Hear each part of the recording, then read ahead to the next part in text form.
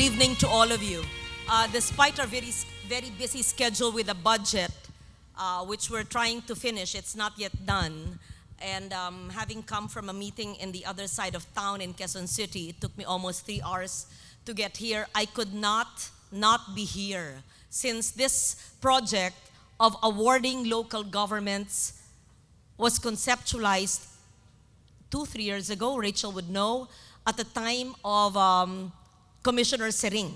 It was during Lucille's time that I brought it to her attention that perhaps it's about time that we just not talk about policy and attend conferences and continue to advocate, which is good, but to actually inspire local governments who are doing what they can to be sustainable, to be resilient, those who have adopted mitigation methods and are into climate adaptation projects.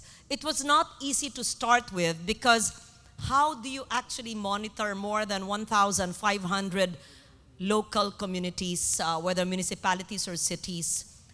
It's not easy. And to be able to come up with the standards for all this, we had to change the names even of the program, of the awards. We had to postpone it until Lucille retired from the commission and a new set of commissioners came in, and of course we had to explain. So this kept on being postponed for more than 2 years. And so I said to myself, how can I not be there when today is the first birthday of this baby or this child, which we envision to be the first of hopefully an annual or every 2 years, it's up to the Climate Change Commission to give recognition to outstanding local governments. Because it is true, all the laws that we have authored, whether it's the Ecological Solid Waste Management Law, or it's the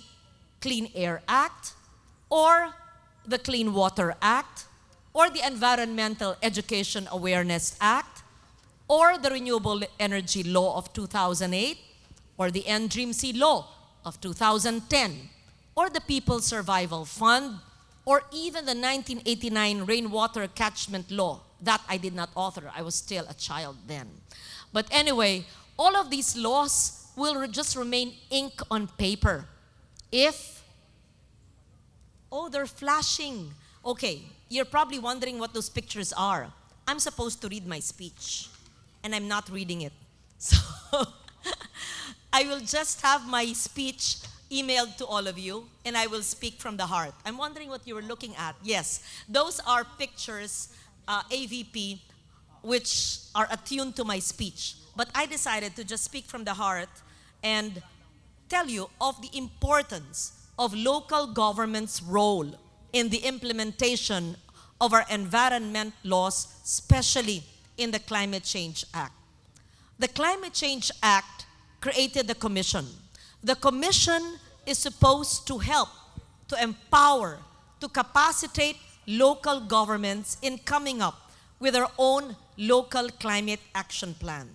Of the 1,500 plus LGUs over the country, less than 20%, 10% have actually completed their local action plans. I hope that the 10 winners present here have your LC cup. If not, you should be the first 10 that this new set of commissioners should help to come up with their local climate action plan. On this occasion, I would like to thank, to recognize, and to encourage so that you will be the inspiration for other local governments to follow. When I was reading the LGUs who are recipients tonight, Canaman, Camarines Sur, where are you? Congratulations. Are you the mayor? Congratulations po. Hindi man ako nakarating sa inyong mga lugar, ay kayo'y binabasa ko sa fine print at parang nandun na rin ako. Pero siguro darating din ang panahon na mapupuntahan ko po kayo or maaring ipulong ko kayong 10 at alamin ko talaga, base sa inyong kwento at letrato, ang mga ginagawa nyo at siguro ako'y makakatulong pa kung paano gawing mas maayos pa ayon sa klima ang inyong lugar. crop insurance program. This is so interesting, and you should tell us how you did it in Kanaman so that all other LGUs, also as chair of your Committee on Finance, I could learn from you and include this in Philippine crop insurance in the DA budget so that not only award winner Kanaman, but all other LGUs, those who wish, can access crop insurance. So congratulations. That's very interesting. Your farmer field school on climate change. That's interesting. In fact, as I read this, and I've read it in the past days, I'm asking my staff, Attorney Rachel, to cull from the concepts and programs of these 10 winners and see where applicable we could include it in special provisions. Like farmer field schools in climate change, that could be a project of the Climate Change Commission to build capacity of LGUs whose forte or whose source of livelihood is agriculture. Carmona, of course, I'm very close to Mayor, where's Mayor Dalia? Yeah, Mayor Dalia, okay, in lights. And of course, Kong Loyola. Congratulations. They have been unrelenting in wanting to be a disaster-resilient LGU. Makulit yan nag-text sa kanilang evacuation center. Very good. Because our vision is really to use designated evacuation centers and not school buildings or classrooms to relocate our children na sila'y naaantala pag may panahon ng bagyo kasi linilikas sa mga eskwelahan. Don't worry, your evacuation center will be funded in 2017. And 2016, I believe you have the funding for that. Sumbong nyo sa akin pag hindi tinapos ng DPWH, ha, Mayor? And the installation of LED lights, of course, that's so important. While the DOE is embarking on an energy efficiency program, the funds of government may not be enough, and the DOE should not apportion or part with its resources for every LGU. Kaya po ako'y natutuwa na nagkusa ang Carmona sa pag-retrofit ng kanilang mga ilaw. Di ba? Hindi na kayo humingi sa senador, sa national government, nagkusa galing sa inyong ira. Tama po yan. At alam natin, pag nag-retrofit tayo sa LED, mangangalahati. More? 75% perhaps. I just retrofitted my home. In fact, I was so embarrassed late in the day because it took me some time to get all of that. So congratulations on both your retrofitting of LED and your solid waste management program. Kung hindi po nyo mamasamain, Mayor Dalia and Kong Roy, katabi mo naman si Miss Mother Earth, si Sonia Mendoza. Sonia, bisitahin mo naman sila para tignan natin kung tama ba ang ginagawa. Siguro naman tama dahil sila ay awardee. Pero kung lalo pang paigtingin ang kanilang ESWM or RA 9003 so that Carmona can be the model in the whole Cavite. Because when I go from Makati to Tagaytay on weekends and I pass by, hindi ko na babanggitin, magagalit yung ibang mayor, LGUs along the road. There's one LGU in every barangay, merong mga tumpok-dampok na basura. Tinawagan ko yung mayor. Hindi niya ako kilala, pero nahanap ko yung number and I called the mayor a year ago. I said, Mayor, do you know that you're violating my law? I said, Senator, what law is that? I had to educate the mayor on the phone. And ang blessing ng mayor, bibigyan pa natin ng capacity building funds through DENR. Binanggit ko na sa yung pangalan ng mayor, kaya ayoko mapahiya naman yung mayor. Di ba? Alam mo yun, yung katabi ng malapit sa kanila. Para maturuan, para mawala naman yung tumpok-tumpok ng basura. Because anyone present here in this hall today should know that it's about time that we institutionalize segregation of waste at source, recycling, and composting. If this hotel is not doing it, you're violating my law. If the CCCOM is not doing it in your office, you're violating our law. If the DNR is not doing it in their office, you're violating our law. One day, sometime soon, Sonia Mendoza, I will deploy you to visit those offices if indeed they're implementing our law.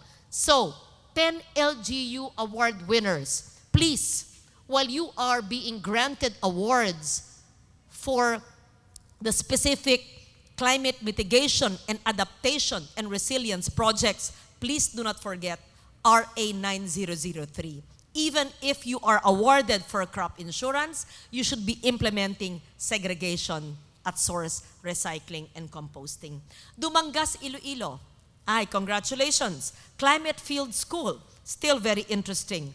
And palay and milkfish production ay kasama sa inyong mga production areas. Yes, congratulations. I perhaps one of these days will visit, and it says here that you instituted a early warning system similar to what Thailand did. That's quite interesting because the early warning systems I am familiar with is what perhaps Bangladesh did, which is a very low-tech early warning system of red flags, etc. But I'm interested to see what Dumangas has done. So you also have a field school for agriculture and for fishery that's very interesting. Perhaps you could be the model for other agricultural communities and how they can set up their climate field schools. Hinatuan, where is, kayo po. Congratulations. You know, from 10 years ago, when I started delivering my speech on DRR, and Manny de Guzman knows this, I always use Hinatuan as an example because you were an awardee, perhaps another mayor, long time ago. I don't know if the mayor is your political opponent, but never mind that. So, Hinatuan was an awardee, right, Rachel? In all my speeches, I cite Hinatuan for, what is it, Mayor? Early warning systems? Yes. I hope that you're continuing with that. But you're also winning now because of your health program. This is so interesting. And what you are doing could be a special provision in the DOH budget so that you can actually connect. And we see the connection of dengue, malaria, Zika to climate change impacts. And so thank you for doing that. At isang litrong liwanag, is that also your project? I visited homes in Sarangani, maybe 8 years ago, that had this isang litrong liwanag program. I am happy that you're also doing, baka naman nauna pa kayo kaysa Saranganing aking binisita. Ang aking mahal na inaanak, Noel Rosal, ako'y natutuwa na nanalo. Are you the mayor now or si Mrs.? Are you again? Okay. Mula ako'y namulat sa politika, si Noel na ang mayor ng Legazpi. Halin-hina lang yan. Si mayor, si Mrs. Si mayor, si Mrs. Pero mabuti naman. At ako'y natutuwa, mangroves. This is so, you have a massive mangrove reforestation and fruit-bearing trees and the establishment of organic gardens. It's like you're reading my mind.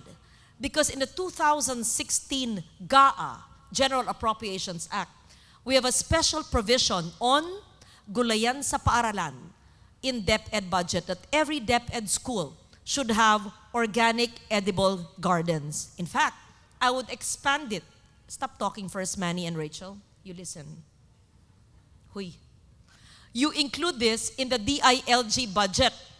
The gulayan sa paaralan, which is not only in DepEd, should be in the DILG budget so that each LGU would have edible gardens. And perhaps Noel, Mayor Rosal, can help us and be a model for each LGU. Because after this award tonight, you 10 awardees will be my climate warriors. I will call you, I will make you my models in the seal of good governance, kay Secretary Sueno. I will make you speak before LGUs. Not just LGUs, in the LGU Academy, in the Judicial Academy, in my speeches. Instead of me talking and talking and talking, 3 terms already, I'm so tired about all my laws. Kayo nagpapatupad ng aking advokasya eh. Kayo nagpapatupad ng aking mga batas eh. Kaya kayong 10 na, maghanda na kayo ng inyang audio-visual presentation, PowerPoint, ala Al Gore. Gawin lang nyo sigurong 12 minutes. Kasi yun lang attention span ng mga tao. Tapos yan, uusap-usap na. Parang si Manny, si Rachel, ganyan, yan, usap na usap. Tapos pag utusan ko yan si Manny, hindi niya maalala dahil sa ganyan. Oh, sige. I talk like this because I'm like a principal to these people. They're used to me. Kilala na ako ni Sonia. So, these 10 awardees, you don't know what you got into. You don't know me. Oh yes, you know me. Di ba? Kilala ako ni Sonia. How I'm a commander-in-chief, right? How I'm a general. Because kayo, nagpanalo kayo eh. Nanalo kayo. You're now empowered. You're now assigned. You're now obliged to be my warriors on the field. Pagod na ako eh. Patapos na term ko in 2 years eh. Kayo, Luzon, Visayas, and Mindanao. Do you agree? Otherwise, we will not give you your cash award. Okay. So, mangroves. It's the first time in the history of our country that our GAA has a special provision on mangroves. Because, Noel, you know very well because you do it, mangroves are the natural buffers against storm surge. Imbis na daang-daang milyong piso, puro na lang konkretong seawall. Kung hindi ba tayo nagpuputol ng mangrove? Kung sa halip ng puro semento, ay tayo ay nagtatanim sa halip ng mangroves, ng seagrass bed, ng all of these, yung kompletong marine ecosystem, di sana hindi tayo nasa storm surge or tsunami or at least nababuffer o nababawasan, di ba, ang ating epekto ng ating coastal areas. Another item, which is in our 2016 GAA, which will be in the 2017 GAA, is the use of coconut palms. Because coconut palms, as you know, is a natural windbreaker against strong winds. For all of those living in Bicol, kasi vulnerable areas kayo, Hinatuan, sa Caraga, kayo ang mga vulnerable areas. So my vision is that being an archipelago, that the whole country, all coastal barangays, where applicable, would be planted with the triangle shape of coconut palms. That's the way to do it, according to PCA. And all mangrove areas, no cutting, no reason to cut. Instead, to rehabilitate and to plant. So, Noel, may inaanak, very good. Continue to do it and even more. And rainwater impounding system. In my home, in my weekend home, I have a rainwater catchment. I didn't even need an architect or an engineer. Ako lang, by wido and common sense. But I want to see what you did. I'm sure that is professional, and that is what we need.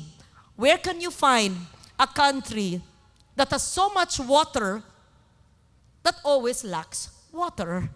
And the solution is water impounding systems, retarding basins, rainwater catchments. That is why, Rachel, make sure that our rainwater catchment is not only a special provision in DepEd schools, but in every government building. So make it a special provision, not just in DepEd, but also in the DILG budget.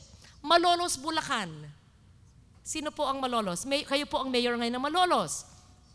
Congratulations. Psychosocial and referral systems and standard programs and training modules and simulation on disaster preparedness. Congratulations. This is an implementation of our NDREAM law. And I'm sure you have your DRR officer as mandated by the law. I would like to see what modules and workshops you've adopted for Malolos. Dahil kayo, gaya ng ibang mga karatig bayan sa Bulacan, ay madalas mabaha. Gaya, malapit ba kayo sa Hagunoy? Yes, oo, palagi yan nababaha. Pero, nabawasan na ba ang inyong baha dahil sa paggagawa po nyo nito, Mayor? Congratulations. 5 years ago, we have the Disaster Preparedness Handbook. I want to update it, and that's a project of you use your funds, Vernice and Manny. Hindi yung ginagamit ang pondo nyo. The Climate Change Commission has IEC funds, Information, Education, Communications. By replicating or putting in print form and online the experiences of Malolos for DRR and all of them. In short, gagawa kayo ng pamphlet, hindi yung coffee table book, pamphlet para lahat ng ibang LGU gumaya. Di ba tayong Pilipino, gaya-gaya? Very good yun, gaya-gaya. Gagaya ako sa crop insurance. Gagaya ako sa DRR. Gagaya ako sa water impounding system. Gagaya ako sa mangroves. Gaya-gaya. Mabuti yun. Make sure they are gaya-gaya sa CCA, DRR. New Lucena. Sino po ang New Lucena? Mayor. Ba't malayo sila? Organic. Wow, it's very good. You're a model in organic farming, and there's a municipal eco park.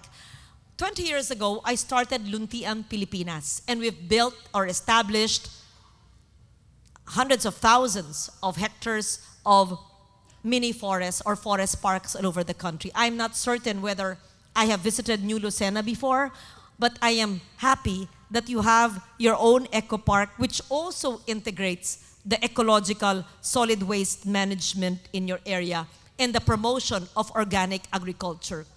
Again, this is also ingrained in our 2016 GAA, that every LGU, every barangay even, lahat ng ating food waste, ginagawang organic waste. At lahat ng ating gulayan at edible garden, gagamitin yung organic waste. Actually, it's a no-brainer. Kung talagang lahat lang ng LGU ay parang kayo, dinidibdib ang kahalagahan ng resilience, ay giginhawa ang buhay at mababawasan ang adverse impact ng climate change. Palumpon Leyte, sino po? Kayo po ang mayor ngayon. Congratulations. Rice and Organic Agriculture and Cocoa-Based Farming System Program. How interesting. The planting of drought-tolerant crops, including sweet potato, as climate-adaptive crops. This is something I'm not an expert in, so I would really like to know how you're able to test your soil and your farms and how you shift from what you were planting before to sweet potato, etc., and how the DA or the Bureau of Soils had helped you. Importante kasi yung soil analysis, hindi ba ho, Mayor? Importante, tinutulungan ng Bureau of Soils para malaman ano ang drought tolerant, ano talaga ang akma sa ating mga lupa. Kaya congratulations po. Maganda kasi itong mga pinili, iba-iba ang inyong fields of expertise. But it does not mean na yun lang ang gagawin nyo. Ibig ko sabihin, maski na agrikultura ang inyong thrust, make sure that you also have a DRR officer, make sure also that you have your solid waste management in place. Sorsogon, sino po ang... yes, Mayor Sally. Ay, nako, hindi ko napansin kanina. Ang lakas ng... Yes, Mayor Sally since 1998 has been a strong advocate, even ahead of me perhaps, in ecological solid waste management. In fact, just this afternoon, I was talking to Secretary Gina Lopez about your request to DNR. Para mas mabilis kaysa DNR, I would suggest that all the 10 awardees access the People's Survival Fund. There's 2 billion unused. Ano ba kayo, Climate Change Commission? In 2015, I put 1 billion in the People's Survival Fund because that's a law that I sponsored in 2012. It was an important, relevant, original version of the climate change law of 2007. Somehow, it was taken out when the final law was enacted in 2009. But I refiled it and sponsored it, and it became a law which I sponsored in 2012. And yun po ang bunga, may 1 billion in 2015, another 1 billion in 2016. Unfortunately, because it is totally unused with only 2 LGUs in Mindanao qualifying this end of the year, the rest of the 1 billion pesos of 2015 remains unobligated and will return to Treasury. But why not use it for the climate field schools, for the solid waste management of Sorsogon, of all these things? So I'm not sure if you can convene a board meeting in December or find a way legally on ASCOA how to obligate it so that our LGUs can access it. Sayang naman, pinondohan ko, hindi nyo ginagamit. So this is actually a reminder a gentle reminder to the Climate Change Commission to please utilize your funds for IEC, utilize the People's Survival Fund, and capacitate local governments so that they know what a resilient community actually means. Tublay Benguet. Saan po ang Tublay Benguet? Oh, congratulations. Oh, I'm a child of the Cordillera. You know that. In fact, I'm wearing an Ifugao, not from Benguet, but an Ifugao weave. It took them, my young weavers took them 3 weeks to do this weave, in Kiangan. Anyway, carbon stock and greenhouse gas sequestration enhancement and coffee-based agroforestation. That's so interesting. In fact, what you should do is to converge or meet with the Climate Change Commission and the NGP of the DNR so that projects can be earmarked for Tublay for all that you're planting, assuming those are qualified under the NGP. So I can go on and on. You're probably saying, my God, ang daldal niya. My God, pinagalitan na naman kami. But really, I speak, those who know me, Roy and Sonia are smiling. They know me so well. I can stand here the whole night and talk to each and every one of you. Hindi po ito pagalit. Ito'y paalala. Dahil tuwang-tuwa ako. Naiiyak ako sa tuwa. Sa kagalingan yung 10. Yung hindi kaya gawin ng iba. Nagagawa nyo. Kaya, sulit naman yung 500,000. 500,000 ba binibigay nyo? Allowed ba yun ng COA? Are you allowed to give? You're sure? O sige. Basta, ako yung nag-allocate lang ng pondo, hindi ko alam. Make sure lang, legal yan at allowed ng COA. So, all I'm saying is that everything you're doing, whether insurance or solid waste, aquaculture or agriculture, organic agro, etc., all of these are implementation of laws that have been enacted for 2 decades and more. And I would enjoin you to continue the good work you are doing, to mentor other municipalities and cities around you in your province, in your region, or have a sister municipality in Visayas and Mindanao. But it's more geographically practical to have the sister. Kung kayo ay sa Sorsogon, lahat na ng Sorsogon. Si Governor naman ng Mister di ba? O, kung sa Benguet, sa Tublay, lahat na sa Benguet. Kalaban mo man sa politika o hindi, kapartido man o hindi, because climate is a unifying factor, not just for our country, but for humanity. And so, on this occasion, I thank you. I am humbled to be in your presence. As author of the first and only climate change law in this country, which has been heralded by the UNISDR as the best law in the world, the NDRIMC law and the climate change law.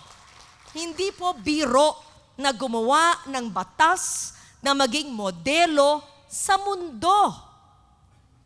At parang nag-full circle ang aking buhay mula nung sinulat ko yung batas ng 207 at na-enact ng 2009 at na-enact yung PSF ng 2012, buo na yung magkapatid. At ngayon, 2016, na 10 lokal na pamahalaan ang siyang nagpapatupad ng aking batas. Kaya, sa mga darating na araw, buwan at taon, kayo po'y hinihimo ko na maging ehemplo sa lahat ng ating mga lokal na pamahalaan para maintindihan ang kahalagahan ng pagbabago ng klima so that the issues of climate change, mitigation, and adaptation will be bywords and buzzwords, not just by national leaders and advocates, but by everyone in the barangay. So that instead of children, the youths, and out-of-school youths, and useless souls, just for those taking drugs and wayward people, if we make use of them by using them for cash for work, for environmental and climate programs, siguro ang mga taong nagdodroga, bawawala na. Kasi yung pagpatay ng mga yan at operation hindi mauubos. There's always going to be that unfortunate, that scourge.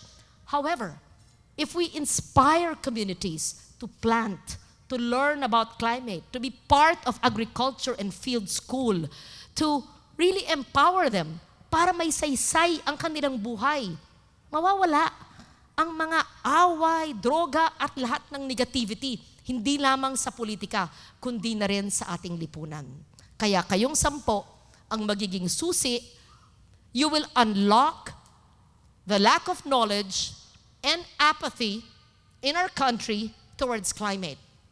So that I will no longer be just a voice in the wilderness, but you, my climate warriors, will show me the way towards climate resilience in local governance. With that, I thank you very much and congratulate all our exemplary local governments.